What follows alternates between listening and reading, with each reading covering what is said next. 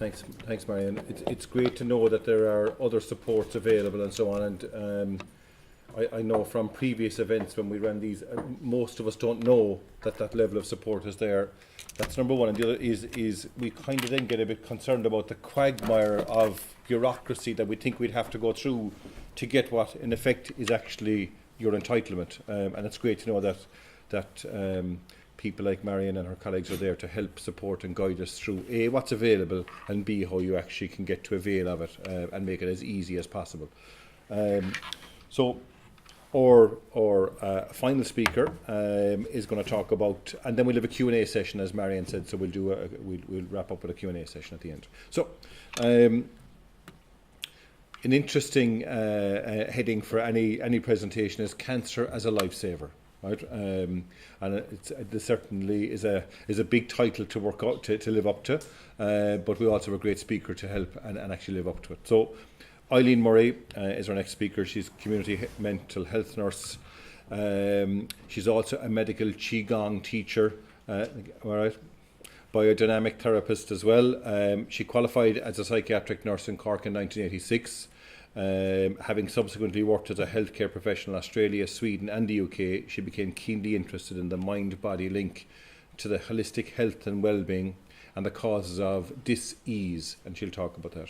While living in Sydney, she became interested in the specialised massage techniques established over 50 years ago by the Norwegian clinical psychologist Gerda Bojesen. And she subsequently trained to become a biodynamic massage therapist under the tutelage of Gerda and Mary Malloy. And then Eileen was first introduced to Qigong when living in Sweden in the early 90s. She subsequently trained with Professor Chen in West Cork in California, and also with Susan O'Toole, the well-known acupuncturist and Chinese herbalist who's based in Skull in West Cork. Eileen believes and teaches through her workshops that if we build a connection with our body and bring it more into accordance with the way nature intended, then we will resonate with life on a much larger scale. And that's a challenge in life for all of us, but particularly a challenge when we're going through something like cancer. And Eileen holds her regular clinics in Carrigaline here in Cork. So, without further ado, Eileen, the floor is yours.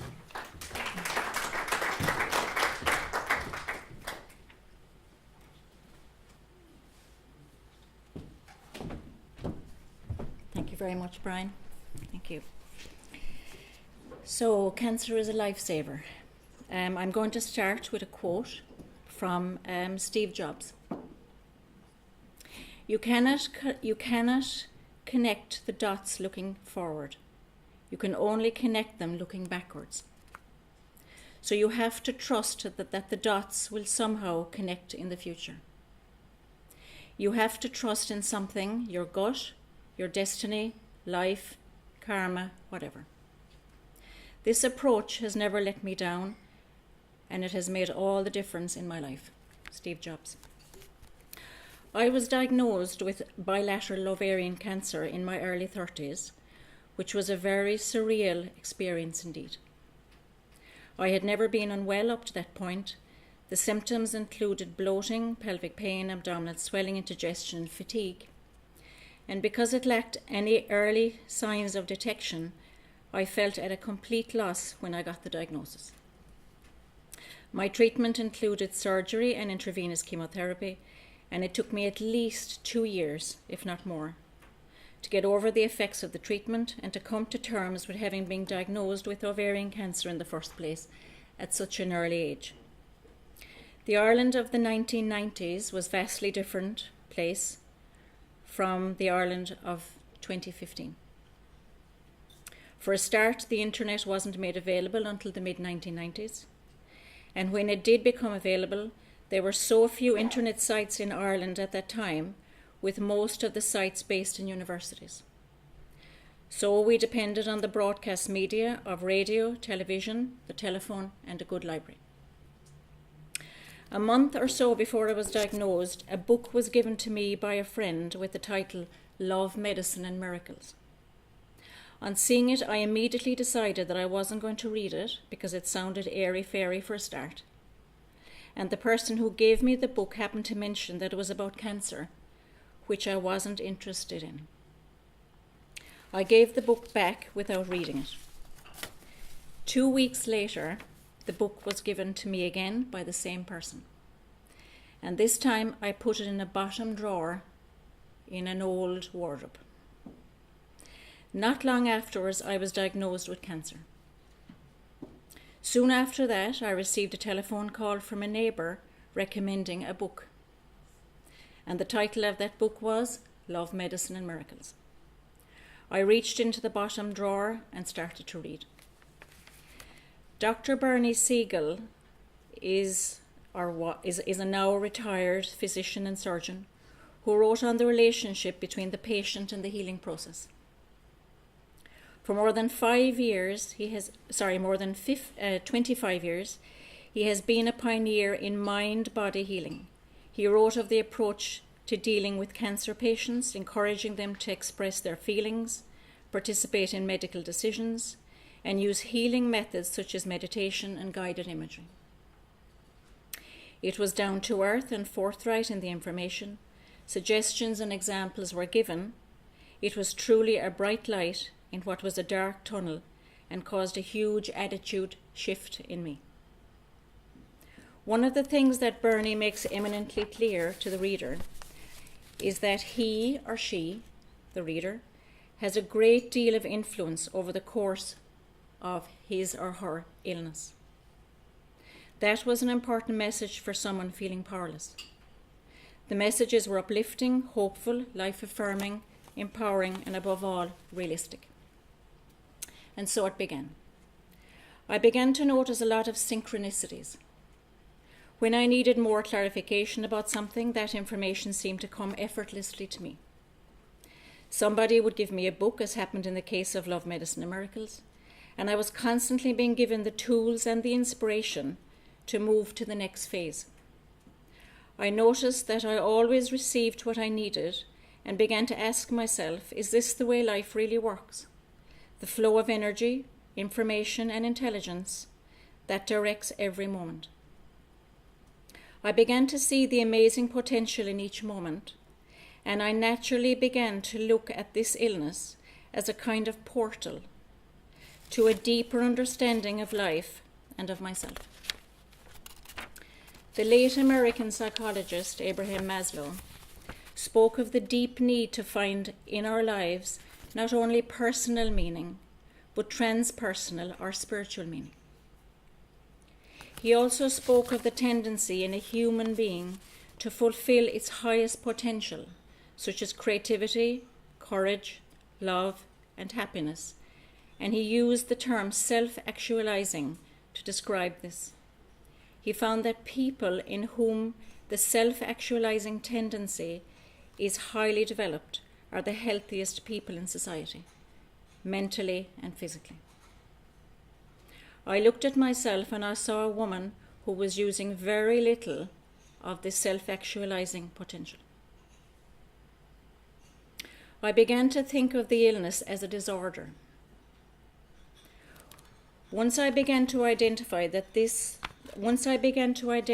what was the right course of action for my situation and take the conventional medical treatment, which was essential, I did all that was necessary to support my physical body by eating properly. I returned to a diet that was simple and natural. I chose organic and above all shunned artificial foods. The foods that our grandparents ate were prepared from natural organic foodstuffs of animal and vegetable origin, together with plenty of natural fats. Their foods were little, if any, processed and were eaten whole as closely as possible to their natural state. Simultaneously, I began to do all that was necessary to support myself in a holistic way.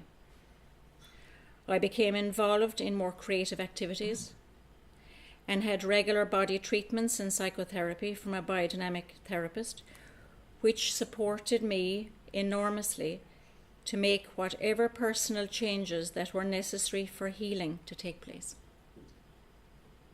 I saw myself as two parts of a whole.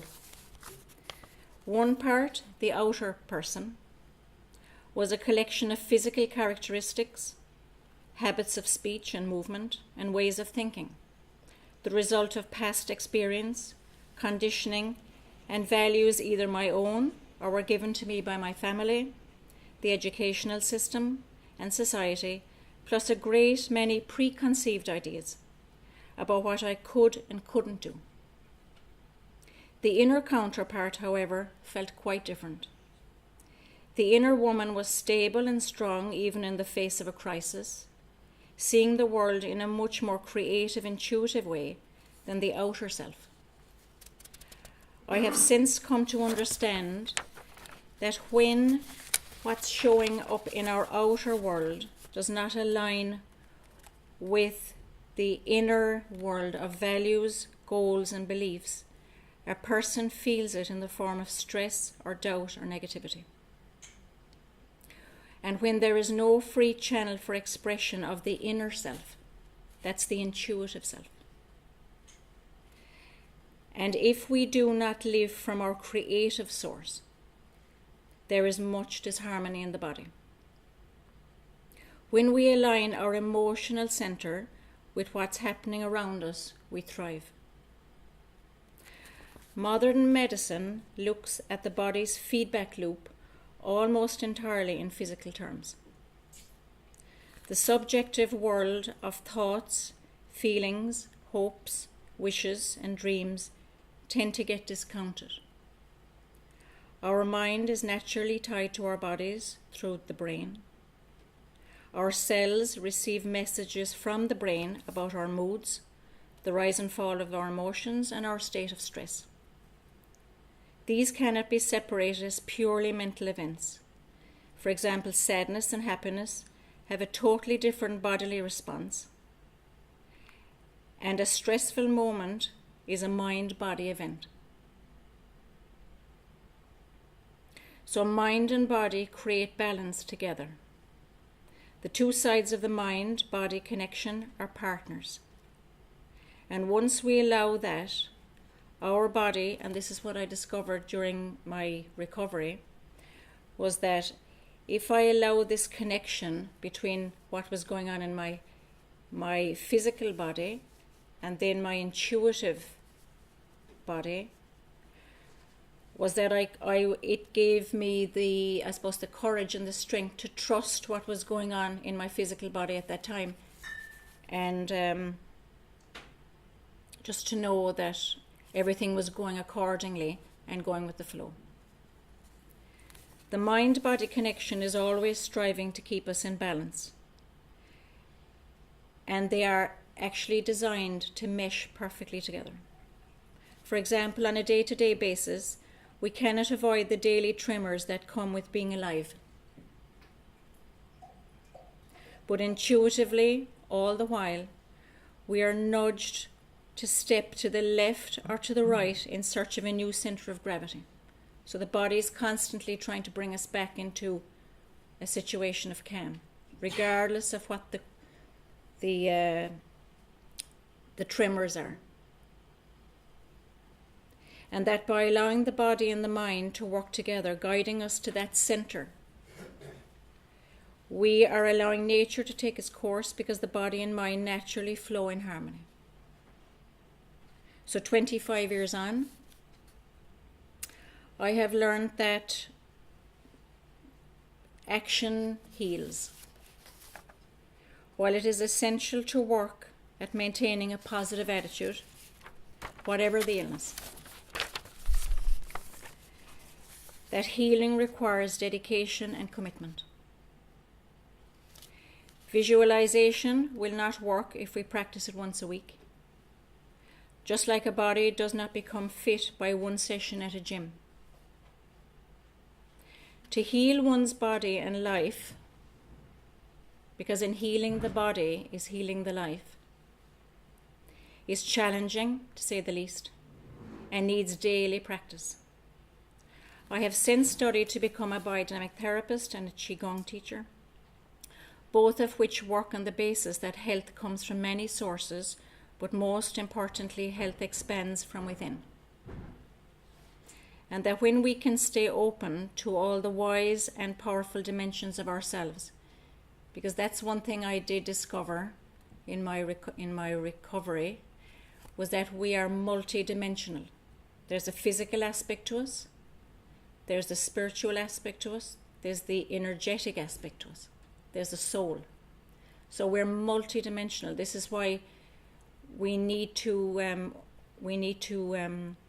source these dimensions of us to bring us back to wholeness. So when we can stay open to all the wise, because we are so wise, we do know, and powerful dimensions of ourselves, we find balance and insight and trust in the unknown. That we literally expand and evolve, and with no effort, we become magnets for possibilities.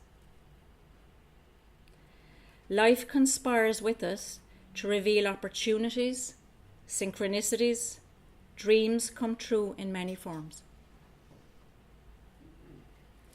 Looking back today, I believe I was handed the perfect book, after all, despite the number of times I rejected it. I took the advice given that we have a great deal of influence over the course of an illness,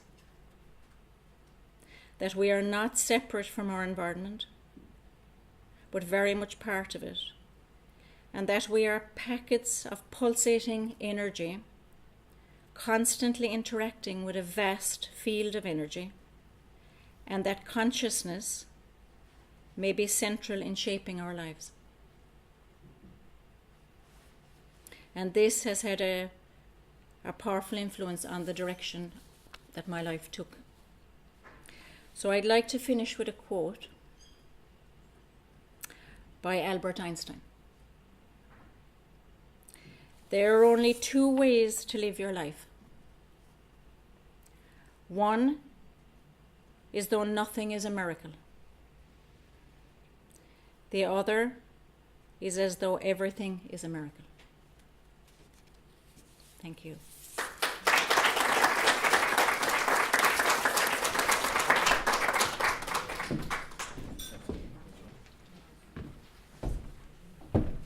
Thanks, Eileen. Now, Q&A time. So, anybody who has any questions for Sarah or Marion or Eileen, now is your chance. We won't even use the microphones. Or any questions that you have of OvaCare or anything. So, completely open to yourselves now. I suppose, sorry, just as an add-on to Marion Mahan's point about applied for benefits, that sort of thing, I know that the citizens' advice, there's community information centres, they have an area and somebody who will help you to fill up the form and provide all the information. Because I understand if you send it away and there's something missing, they send it straight back. They just send it back. Yes. They don't tell you what's missing, so you don't know. Yeah. Am I correct in saying Absolutely. that? So that's why I'm saying it's really, really important to fill it in properly before you send it away, and just take the pain out of it for anybody that's applying, so that they get the result that they're looking for. So just make it as comprehensive as possible. As I said to you, this is your case that lands in front of their desk. They're not seeing you, so you have to make that case as strong as possible when you're sending it away. And yes, the Citizens Information Centres are excellent, and they're in every town in the country. So yes, anywhere that you can get help, and on the booklets that I have outside, there's a free phone number there. If anyone is not near either a care association or a Citizens Information Centre, please feel free to ring the free phone care line. Brilliant. When we will also assist you. Excellent. Very good. Thanks, Maureen. Thanks, Marion. I'd just like to compliment Eileen there on that last talk. She was very inspirational, but I would love to know where to find that books that she got. No. If it's still in print. Where do you find the book? That famous book? Is it still in print, or would it be Amazon or something? Or? I don't think it's. If you go to a library, they ask them to order it for you, but it's not in print. You know, I'm not sure when last it was printed, but you will get old copies on the internet. Yeah. For sure. So probably maybe the likes of eBay or something like that might be a good place to find it. Yeah. And the name of it again, Eileen, just for everyone. Love, Medicine and Miracles by Dr. Bernie Seaton.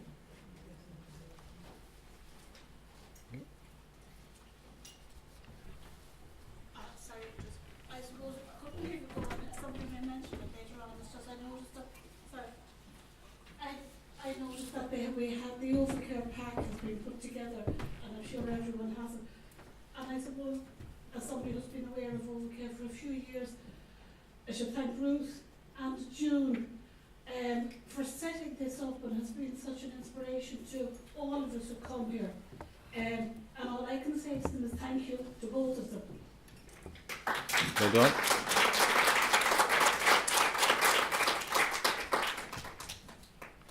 Thanks, Maureen, for that. Is that it?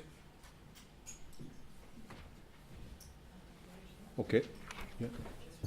You want to say oh yeah. Sorry, June wants to say a few words. Just. I know everybody's tired now. It's been a long day. I didn't really plan to say anything, but about 1 o'clock last night I wasn't able to go to sleep, and I kind of just wrote something, and I suppose hope has been a word mentioned by nearly every speaker today, and because it tied in with what I wrote when I wasn't able to sleep last night, I just wanted to read it to you.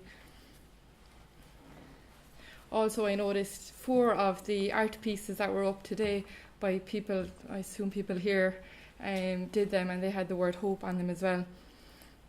As many of you know, I was diagnosed myself with ovarian cancer during late pregnancy at the age of 29. And at the time, I had millions of questions, and like one of the ladies here today, I'd never heard of ovarian cancer until I was told that I had it.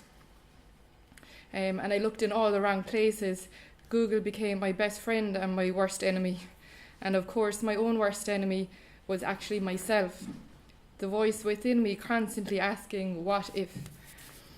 Amid all this fear, there was little room for hope. Everyone tells you to just keep positive. They mean well, but I found positivity to be a very subjective thing. Hope, however, which I eventually did find, is much more solid. You can cling on to hope. Hope is enduring and steadfast. It is not easily shaken by the ups and downs that life inevitably brings our way. It's hard to be positive when you're having a down day and feeling at your lowest. Hope, however, stays with you on these low days. It lays down in bed beside you. Hope understands and empathizes with you. It reminds you that you were made to fulfill a purpose. Your life has meaning. You may not be in control of every step of it, but you do have a choice in how you respond to the hope that is in you. If there's one thing I personally would like you to take from today, it's this, and these aren't my words, they're written by St. John Paul II. Never ever give up on hope, never doubt, never tire, and never become discouraged. And I think you only have to look around the room today to see that you're not alone.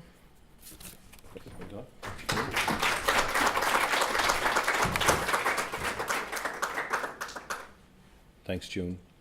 So, okay, to finish, just a couple of things before we do. Just our next patient coffee morning is in Cork on Saturday, 16th of May, from 11 until 1 here in the Clarion. And we'd love to have more of these coffee mornings in other locations around the country. So if anybody wants to organise one in Limerick or Galway or Dublin or wherever, right, just let us know and we'll help and support you in them. But we do rely on volunteers to organise them. They're a great social gathering, great opportunity for people to come together, have a little chat, no presentations, no nothing, just chatting and being of support to each other. So please contact us if you'd like to set up one. When, I suppose, just to try and pull the whole day together and to sign off on the day. But when we all came in here this morning, there was certainly an element of uncertainty here. From an OvaCare perspective, uncertainty as to how many people are going to turn up. When you organise one of these events, you're always nervous. Will people turn up? How many will turn up? Will they be okay? We also understand that people who are going through what you're going through. You know, it all depends on the morning as to how you feel as to whether you're going to come to something like this or not. But you came, so from that point of view, we're delighted.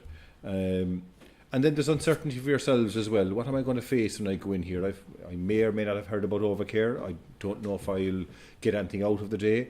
Uncertain as to whether I'll ask my question, uncertain as to whether I'll be able to stay with it for the day. Will I be comfortable? Will I be okay? And then Sinead started to speak, and we were stitching and sewing, and we were getting creative and artistic, and we were sticking things up on the wall, and we were getting a sense of calmness in the room and a sense of comfort and a sense of, I suppose, being and connectiveness started to happen.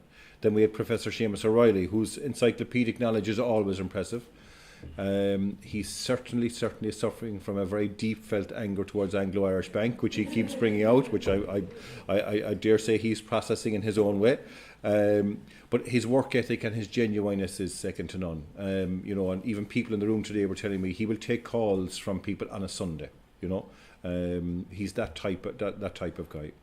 Then we had Angelina Jolie's best friend who came in, Dr. John Coulter, and he's a complete breath of fresh air. I'm sure you'll all agree that he's different, but he's genuine. That is him. That's him.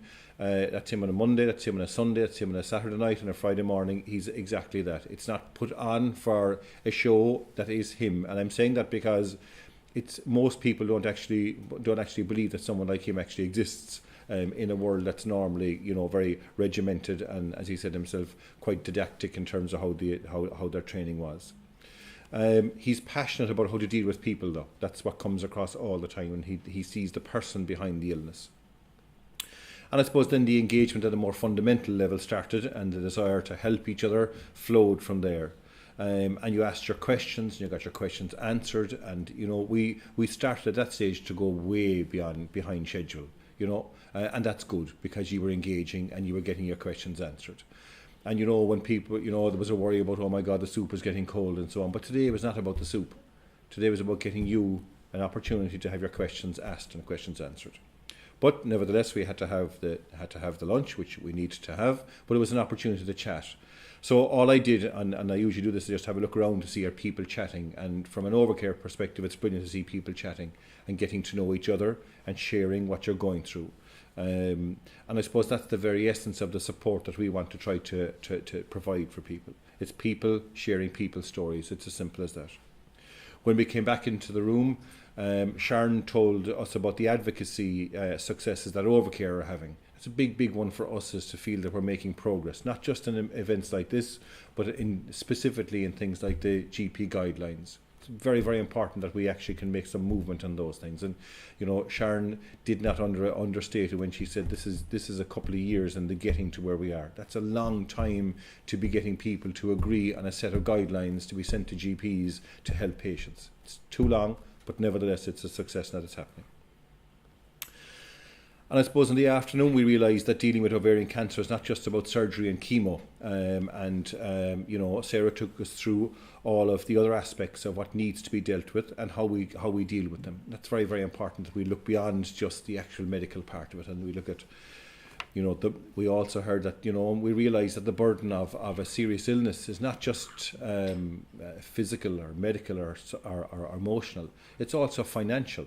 And Marion quite rightly and very strongly brought us through, you know, the type of benefits and facilities that are there. And I would just urge you to go and avail of them. They're your entitlement. And if you are entitled to them, go get them. Right? And our final speaker was Eileen, who's used her own personal story as the foundation for her amazing work. And the one thing that came out of this for me is that the holistic approach to cancer must be embraced. It's as simple as that. It just has to be embraced. And you know, it's part of what we try to do in every one of the patient days, is we bring the different dimension each time, so that you can hear a bit from the Eileens of this world just as much as you hear from the John Coulters of this world. And it's the combination of both of those and the practice of all of that together that makes this journey probably more successful, but also certainly makes it a lot easier. But after Sharon spoke after lunch, we heard our second patient story, which was from Joan Moore. And what Joan told us, I suppose, through her own personal journey over 10 years since 2005, is the very essence around which OvaCare was founded and why we exist. So, like, we're here for all of you, and we're here because of the Jones of this world and the Junes of this world, and June, who hates speaking at these things, right? For her to come up with something like, she just didn't get that flash of inspiration last night by accident. That came last night because it was meant to come out. It was meant to be something that was come out, take note, and say today. And June can empathise with what all of you are going through, and I suppose that's the empathy we want to try and bring into a room. But going back to Joan Moore's story, like, as she was speaking, and she was speaking from the heart, and she was very conscious that her voice was and the throat was coming at her a small bit. I don't think any of us realised that until she actually said there was something going on with her throat. But it was very evident from watching all of you that you could understand and empathise with what she was going through. There was lots of nodding heads of people relating to it and saying, yes, I can understand. And there was also that sense of hope that, 10 years later, and the little bugger is still being beaten off by Joan, and that's great to see. And she delivered it, I suppose, in an open and inspirational way, but also with a bit of humour, but a great dollop of kindness right the whole way through it. So I suppose, look, our speakers today were all excellent and were hugely giving of their time and expertise, and on behalf of all of you, I'd like to thank all of them for coming here today. And the last comments are these.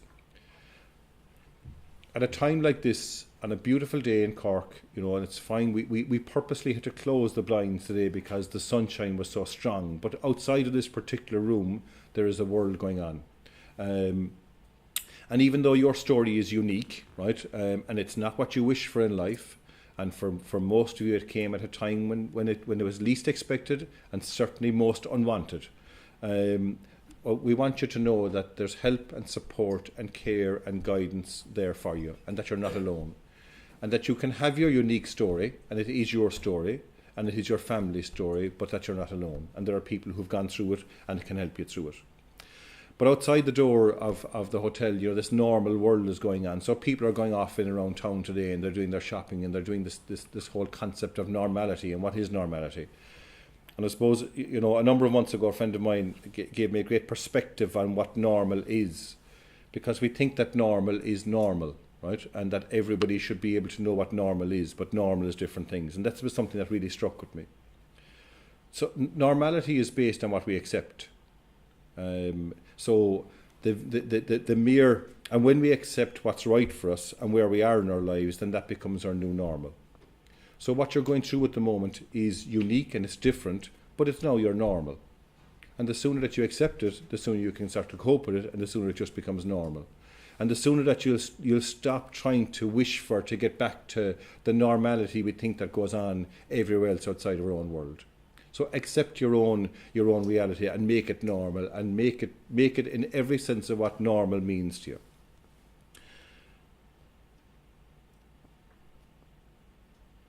People with stories to tell and people who want to listen to stories, as I said, are the very essence of what OvaCare want to create. And it's actually the fuel that keeps us going. And I suppose we want to make a difference to you and your families and your friends and so on. And we want to continue to support all of you. And we hope that today, and the days like today, and the website, and the putting of these video clips up on the website for you and others to look at and so on, is of some support to you. And I suppose a big bit for us would be that, spread the word and spread the news about the fact that we exist. Because when we set out on this journey back in 2011, I think on the first patient day, we probably had 14 or 15 people. There was one in Dublin where I think we had much less than that. And our biggest challenge that day was that we had food laid on for about maybe 30 or 40 people. And our biggest challenge that day was to get a charity in Dublin to accept the food. Is that, Ruth, you were doing it, weren't you? Like, health and safety was being told. We had food to give to people who needed to eat, and we couldn't get charities to accept the food. The world has gone mad.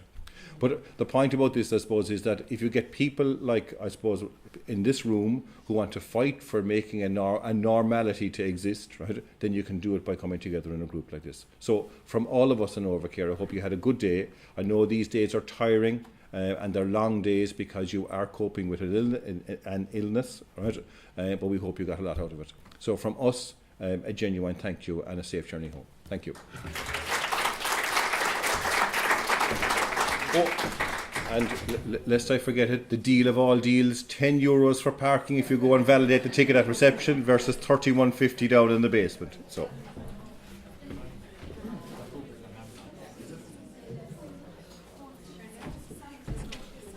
And the book, Eileen's book, is actually, we just found it, it's on Amazon, so you can get it on Amazon.com.